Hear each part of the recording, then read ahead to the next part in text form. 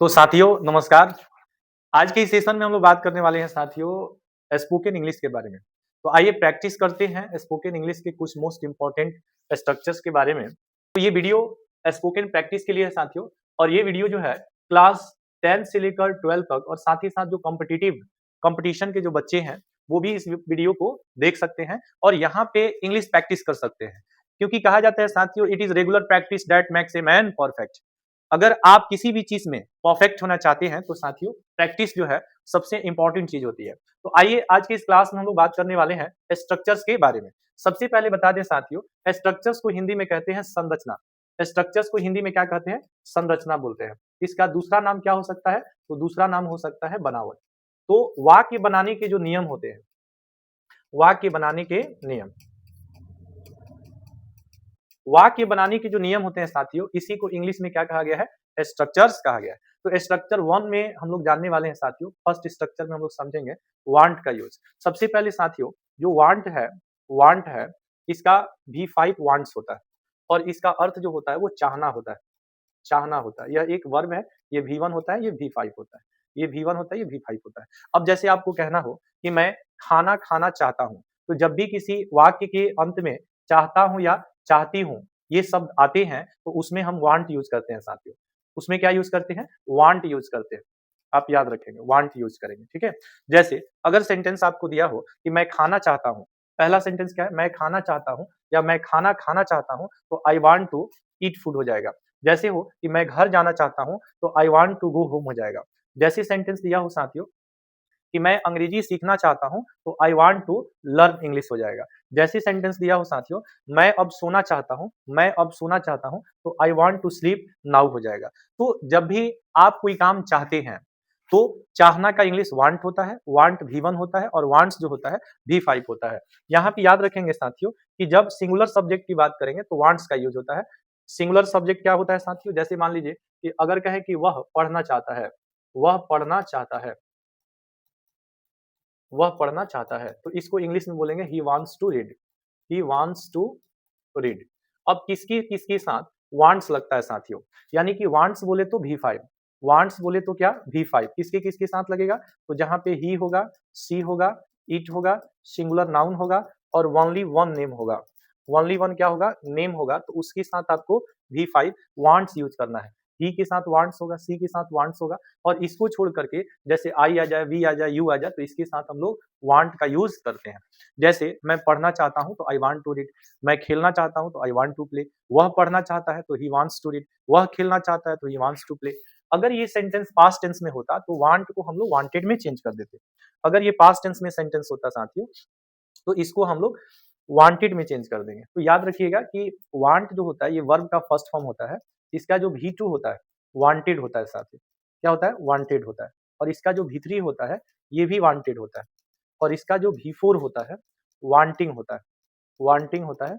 और इसका जो V5 होता है वो वांट्स होता है, वांट्स होता है। तो अगर आप शुरू से अंत तक अगर वीडियो देख लेते हैं तो बहुत सारे सेंटेंस आपको बनाने के आइडिया मिल जाएंगे साथियों, और इंग्लिश प्रैक्टिस में आपको कोई दिक्कत नहीं होगी। अगर आप फ्रेशर हैं, अगर आप न्यूअर हैं, तो ऐसा कभी नहीं होगा आपकी लाइफ में मिरेकल हो जाएगा साथियों।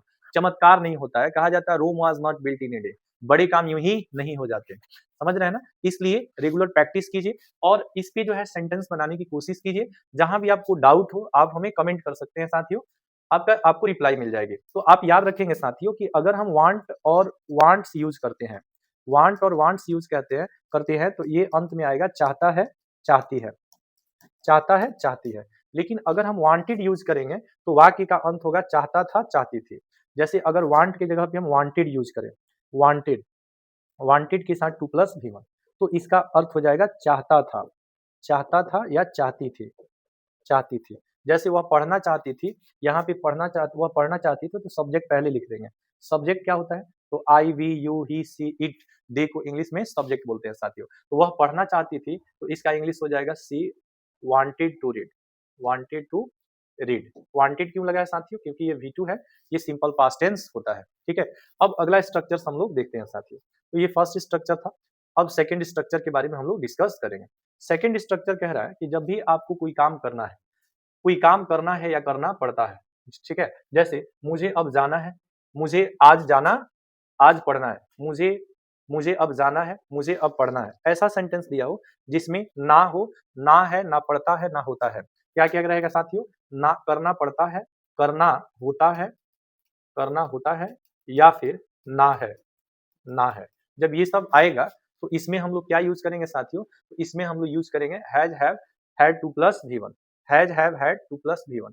Has, have to plus V1 का यूज़ करते हैं, ठीक है?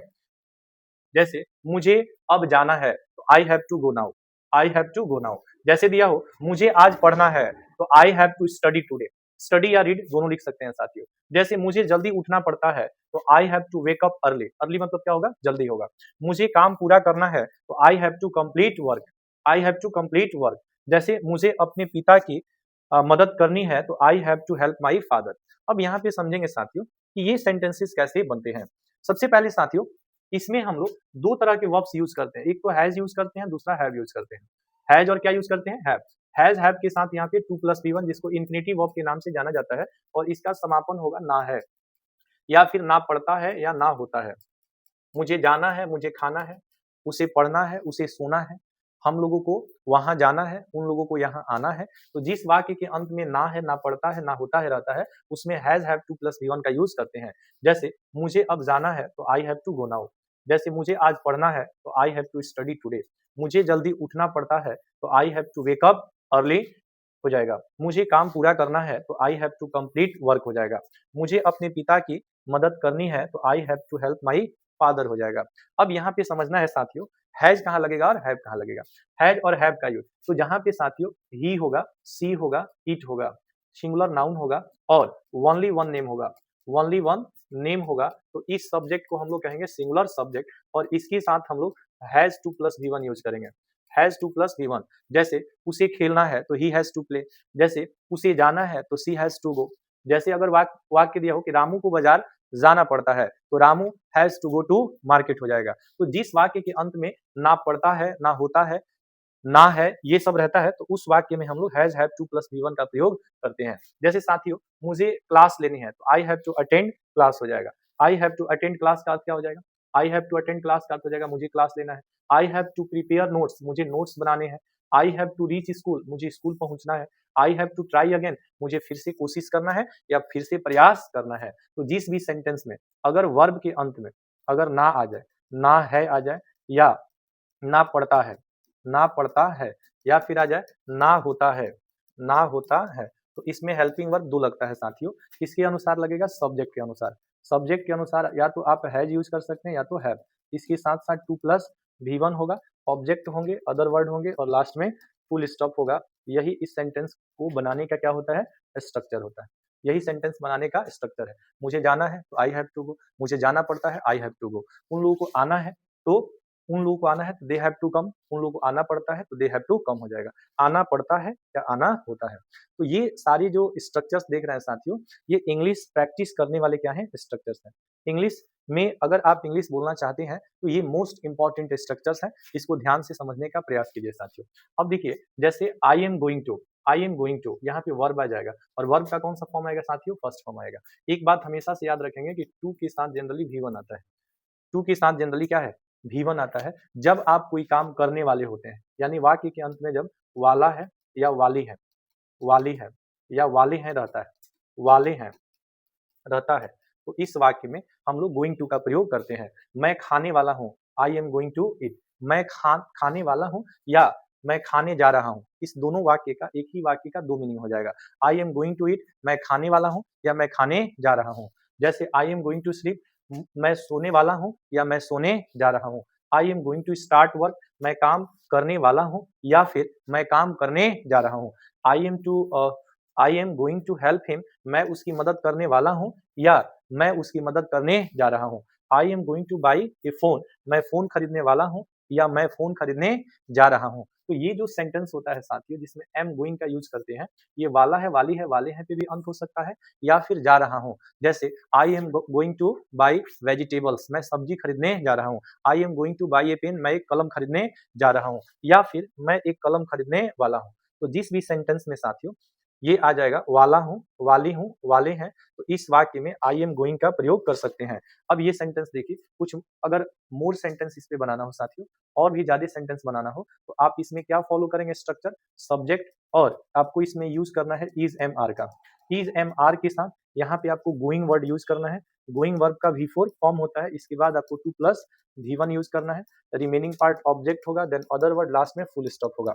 जाने वाला हूँ या जा रहा हूँ, वर्ब करने वाला हूँ, वर्ब करने करने वाला हूँ, करने वाला हूँ या वाली हूँ, ठीक है। या फिर जा रहा हूँ, जा रहा हूँ या रही हूँ। जैसे आप सेंटेंस देखिए, मैं आज पढ़ने वाला हूँ, आई एम गोइंग टू, पढ़ाने वाला हूँ, मैं आज पढ़ाने वाला हूँ, I am going to teach today, या मैं पढ़ाने जा रहा हूँ, I am going to win, मैं जीतने वाला हूँ या मैं जीतने जा रहा हूँ। तो जिस वाक्य में इस टाइप के सेंटेंस आएंगे, उसमें हेल्पिंग वर्ब के रूप में आप इज एम आर का यूज कर सकते हैं। नेक्स्ट सेंटेंस हम लोग देखते हैं, नेक्स्ट स्ट्रक्चर के बारे में हम लोग डिस्कस करेंगे साथियों। अब यहाँ पे देखिएगा, एक वर्ब होता है साथियों लाइक। लाइक का अर्थ होता है साथियों पसंद करना। लाइक का अर्थ क्या होता है, पसंद करना। इसका जो एंटोनिम्स होता है वो होता है डिसलाइक। डिसलाइक का अर्थ होता है नापसंद करना, नापसंद करना। तो अगर आपको कोई चीज पसंद है तो लाइक वर्ड का यूज करेंगे, और पसंद नहीं है तो डिसलाइक का प्रयोग करेंगे।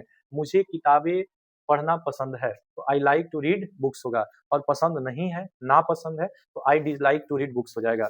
मुझे खेलना पसंद है तो I like to play games, मुझे खेल खेलना पसंद है। अगर मुझे दूसरों की मदद करना पसंद है तो I like to help others हो जाएगा। मुझे गाना गाना पसंद है तो I like to sing a song हो जाएगा, या I like to sing songs हो जाएगा। मुझे फिल्में देखना पसंद है तो यहाँ पे हो जाएगा I like to watch movies. अब यहाँ पे समझिएगा साथियों कि फिल्म देखना का इंग्लिश जो होता है वॉच मूवी होता है, सी मूवी का प्रयोग हम लोग नहीं करते हैं। जब भी किसी काम को कंसंट्रेशन के साथ किया जाता है तो वहां पे सी वर्ड का यूज नहीं करके हम लोग वॉच वर्ड का यूज करते हैं। यहाँ पे तो आई से सेंटेंस दिया है साथियों, और भी आपको अलग अलग स्ट्रक्चर्स बनाना हो, अलग अलग सेंटेंस बनाना हो, तो आप सब्जेक्ट के अनुसार इसमें यूज कर सकते हैं लाइक और लाइक्स का। लाइक्स का यूज जो है वो सिंगुलर सब्जेक्ट के साथ होता है, और यहाँ पे आप यूज कर सकते हैं two plus V1 plus object plus other word और लास्ट में फुल स्टॉप का। जैसे अगर सेंटेंस दिया हो, सेंटेंस में सिंगुलर सब्जेक्ट आपको दे दिया हो कि ही दिया हो, सी दिया हो, इट दिया हो, सिंगुलर नाउन दिया हो, और ओनली वन नेम दिया हो, ओनली वन नेम दिया हो, तो आप इसके साथ लाइक्स वर्ड का यूज करते हैं। ये वर्ब का फिफ्थ फॉर्म होता है। जैसे अगर सेंटेंस दिया हो साथियों कि वह खेलना पसंद करता है तो ही लाइक्स टू प्ले हो जाएगा। जैसे वह गाना पसंद करती है तो she likes to sing a song हो जाएगा। रामू जो है बाजार जाना पसंद करता है तो Ramu likes to go to market हो जाएगा। ठीक है, तो इस तरह से सेंटेंसेस जिसके अंत में पसंद है या पसंद करता है रहेगा तो उसमें आप लाइक का यूज करेंगे। ना पसंद होगा तो डिसलाइक। जैसे मुझे गाली देना नापसंद है तो आप बोलेंगे कि I dislike to abuse. I dislike to abuse का अर्थ क्या हो जाएगा, मुझे गाली देना नापसंद है। अब किसी किसी को घूमना पसंद होता है, अगर कहेंगे मुझे घूमना पसंद है तो आई लाइक टू ट्रेवल हो जाएगा। ट्रेवल मतलब घूमना। मुझे छात्रों को पढ़ाना पसंद है तो I like to teach students हो जाएगा।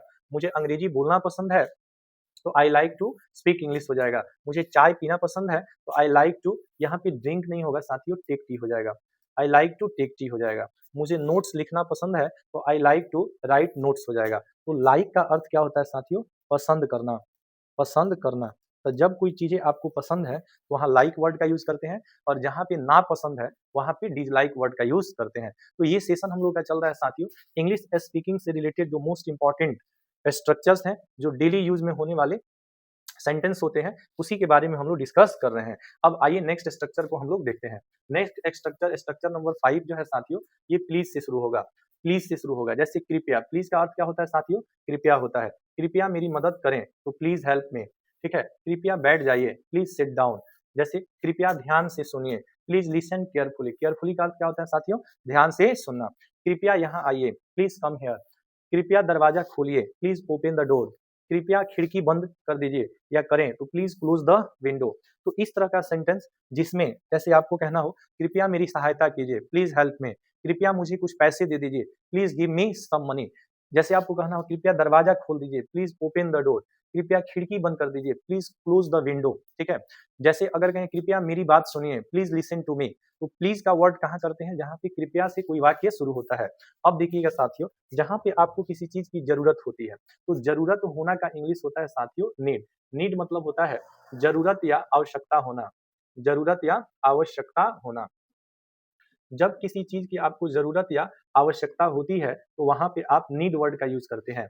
साथियों याद रखेंगे कि नीड का जो V5 होता है वो नीड्स होता है, और ये दो पेयर वर्ड्स आपको, पेयर वर्ब हमेशा देखने को मिलेगा, और ये सिंपल प्रेजेंट टेंस में यूज होता है, जिसका अंत होता है हमेशा ता है और ती है पे। ता है ती है ते है आएगा तो वो सेंटेंस आपका सिंपल प्रेजेंट टेंस कहलाता है। सिंपल प्रेजेंट टेंस में, सिंपल प्रेजेंट टेंस में ता है ती है आता है, और इसमें सब्जेक्ट के अनुसार दो वर्ब लगते हैं, एक V1 लगता है, एक V5 लगता है। V5 किसके किसके साथ आएगा? सिंगुलर सब्जेक्ट जहाँ पे ही होगा, सी होगा, इट होगा, सिंगुलर नाउन होगा, और ओनली वन नेम होगा तो उसके साथ हम लोग V5 यूज करेंगे, जिस वर्ब में एस सी एस और आई एस लगा रहता है। ये हर जगह आपको देखने को मिलेगा। मुझे पढ़ने की जरूरत है तो आई नीड टू स्टडी हो जाएगा। मुझे अब मुझे जाना है या जाने की जरूरत है तो I need to go now हो जाएगा। मुझे उसकी मदद करनी है या करने की जरूरत है, I need to help him हो जाएगा। मुझे किताबें पढ़नी है या पढ़ने की जरूरत है तो I need two by books हो जाएगा, खरीदने की जरूरत है। मुझे अंग्रेजी का अभ्यास करना है या करने की जरूरत है तो I need to practise English हो जाएगा। तो जहाँ पे आपको कोई काम करनी है या करने की जरूरत है वहां पे आप नीड और नीड्स का प्रयोग करते हैं। तो नीड का जो V5 होता है साथियों वो नीड्स होता है, और इसका प्रयोग सिंगुलर सब्जेक्ट के साथ किया जाता है। जैसे कि नीड्स ए पेन, उसे कलम की जरूरत है या आवश्यकता है। कि नीड्स टू स्टडी, उसे पढ़ने की जरूरत है या उसे पढ़नी है या उसे पढ़ने की आवश्यकता है। I need to learn English, मुझे अंग्रेजी सीखनी है या मुझे अंग्रेजी सीखने की जरूरत है। तो नीड और नीड्स का अर्थ होता है आवश्यकता होना या जरूरत होना, आवश्यकता होना या जरूरत होना। अब जो है साथियों नेक्स्ट जो हमारा सेंटेंस है, इसका स्ट्रक्चर है जिसमें हम लोग एबल से सेंटेंस बनाएंगे। एबल टू का अर्थ होता है किसी काम को करने योग्य होना, किसी काम को करने योग्य होना या फिर सक्षम होना, सक्षम होना। जब कोई काम आप कर सकते हैं, जब कोई कार्य, जब कोई कार्य आप कर सकते हैं, आप कर सकते हैं, कर सकते हैं, यानी कि जब आप काम करने में समर्थ होते हैं, तो समर्थ के लिए इंग्लिश होता है एबल टू। क्या होता है साथियों? Able to. जैसे मैं अंग्रेजी बोल सकता हूँ, I am able to speak English. इस सेंटेंस को एक और तरीके से बना सकते हैं साथियों, I can speak English, I can speak English. तो ये दो तरह से सेंटेंस बनेगा। I can speak means, I can speak English means I am able to speak English. जैसे I can solve the, I can solve this के बदले आप यूज कर सकते हैं I am able to solve this, मैं इसे हल कर सकता हूँ। जैसे I am able to run fast, मैं तेज दौड़ सकता हूँ, या I can run, I can run fast हो जाएगा, मैं तुम्हारी मदद कर सकता हूँ, I am able to help you. ठीक है। जैसे I am able to teach students, मैं छात्रों को पढ़ा सकता हूँ, या आई कैन टीच स्टूडेंट्स, मैं छात्रों को पढ़ा सकता हूँ। तो जब भी किसी वाक्य को करने में आप, जब भी किसी काम को करने में आप सक्षम और समर्थ होते हैं तो वहां पे आप दो तरह के वर्ब यूज करते हैं साथियों। एक तो आप यूज कर सकते हैं ये बी एबल टू का, और दूसरा यूज कर सकते हैं कैन का। कैन के साथ V1 यूज कर सकते हैं साथियों। जैसे I am able to speak English, मैं अंग्रेजी बोल सकता हूँ, इसके बदले आप एक और सेंटेंस लिख सकते हैं आई can speak English, I can speak English. तो आप याद रखेंगे साथियों कि कैन का जो यूज होता है वो बी एबल टू के सेंस में किया जाता है। बी एबल टू, बी मतलब क्या साथियों, यहाँ इज भी हो सकता है, एम भी हो सकता है और आर भी हो सकता है। तो is able to, am able to, are able to के सेंस में कैन का प्रयोग किया जाता है। अब हम लोग नेक्स्ट स्ट्रक्चर के बारे में डिस्कस करते हैं साथियों। अगला स्ट्रक्चर कह रहा है साथियों कि आई एम अफ्रेड। ये अफ्रेड जो है ना, इसका अर्थ होता है भयभीत। भयभीत का मतलब जिसमें आपको डर लगता है, भयभीत का मतलब जिससे डर लगता है। जैसे मुझे कुत्तों से डर लगता है, I am afraid of dogs होगा। इसमें याद रखेंगे साथियों, अफ्रेड जो वर्ड है ना, अफ्रेड जो वर्ड है इसके साथ जो प्रीपोजिशन लगता है वो ऑफ लगता है। प्रीपोजिशन क्या लगता है? ऑफ लगता है। तो जैसे मुझे अंधेरे से डर लगता है तो I am afraid of darkness. मुझे असफल होने से डर लगता है तो I am afraid of Fehling हो जाएगा। मुझे परीक्षा से डर लगता है तो I am afraid of exams हो जाएगा। मुझे अंग्रेजी से डर लगता है, अंग्रेजी बोलने से डर लगता है तो I am afraid of speaking English. मुझे सांप से डर लगता है तो I am afraid of snack हो जाएगा, स्नैक्स हो जाएगा। अब नेक्स्ट सेंटेंस है साथियों, अफ्रेड ऑफ का अर्थ होता है भयभीत होना या से डरना। नेक्स्ट है इंटरेस्टेड इन। जब आप किसी काम को करने में आपकी रुचि होती है तो रुचि को इंग्लिश में बोलते हैं साथियों इंटरेस्ट। तो जब किसी काम को करने में आपकी रुचि होती है तो वहाँ इंटरेस्ट यूज करते हैं, और इंटरेस्ट के साथ जो प्रीपोजिशन होता है साथियों वो इन लगता है। इन इंटरेस्टेड के साथ प्रीपोजिशन क्या लगेगा? इन लगेगा। ये जितने भी आप स्ट्रक्चर देख रहे हैं साथियों ये बोल चाल में यूज होने वाले सेंटेंसेज हैं, और अगर आप इसका प्रैक्टिस कर लेते हैं तो चैलेंज इस चीज की कि बहुत जल्द आप में इंप्रूवमेंट होना शुरू हो जाएगी। जिस काम में आपको रुचि होती है तो उसमें आप इंटरेस्टेड वर्ड का यूज करते हैं और इंटरेस्टेड के साथ इन प्रीपोजिशन का प्रयोग होता है। मुझे अंग्रेजी में रुचि है, I am interested in English हो जाएगा। जैसे मुझे पढ़ाने में रुचि है, I am interested in teaching हो जाएगा। मुझे संगीत में रुचि है, I am interested in music हो जाएगा। मुझे पढ़ने में रुचि है, I am interested in reading हो जाएगा। जैसे मुझे व्यापार में रुचि है, I am interested in business हो जाएगा। तो जब किसी काम को करने में आपको इंटरेस्ट होता है तो वहां पे रुचि होती है, पैशनेटली इंटरेस्टेड होते हैं, तो प्रीपोजिशन के रूप में इनका प्रयोग करते हैं साथियों। बिजी का अर्थ क्या होता है साथियों? व्यस्त होता है। बिजी का अर्थ क्या होता है? व्यस्त होता है। जब आप कोई काम करने में व्यस्त होते हैं साथियों, तो वहां पे बिजी वर्ड का यूज करते हैं। बिजी का जो सिनोनिम्स होता है साथियों वो इंगेज्ड होता है। इंगेज्ड वर्ड का यूज भी कर सकते हैं बिजी का जो सिनोनिम्स होता है। जैसे मैं पढ़ाई में व्यस्त हूँ, I am busy in studies. आप याद रखेंगे साथियों कि इसके साथ जीरंड फॉर्म का यूज किया जाता है। ये जीरंड फॉर्म क्या होता है? तो ऐसा वर्ब जिसमें आईएनजी लगा रहता है और जो सेंटेंस में नाउन का काम करता है, उस वर्ब को एक अलग नाम दिया गया है जीरंड। जैसे मैं पढ़ाने में व्यस्त हूँ तो आई एम बिजी टीचिंग हो जाएगा। मैं काम करने में व्यस्त हूँ, आई एम बिजी वर्किंग हो जाएगा। मैं लिखने में व्यस्त हूँ, आई एम बिजी राइटिंग हो जाएगा। जैसे मैं बात करने में व्यस्त हूँ, आई एम बिजी टॉकिंग हो जाएगा। टॉकिंग का अर्थ क्या हो जाएगा? बात करना। इसको टॉकिंग पढ़ेंगे साथियों। टॉकिंग होगा, एल साइलेंट होता है इसमें, टाल्किंग नहीं होता है, टॉकिंग होता है।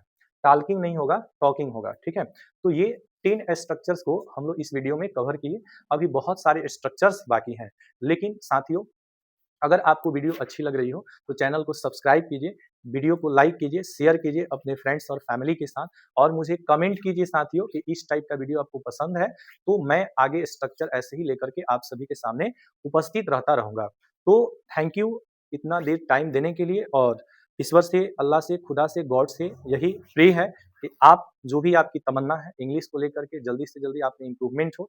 मेरी पूरी कोशिश रहेगी आपके इम्प्रूवमेंट में, मैं हर एक अथक प्रयास करूंगा साथियों। तो थैंक यू। अगर आपको वीडियो अच्छी लगी हो तो चैनल को सब्सक्राइब कीजिए वंस अगेन, और तब तक मुझे जाने की इजाजत दीजिए। मिलते हैं नेक्स्ट वीडियो में, तब तक मेरे साथ बोलेंगे जय हिंद।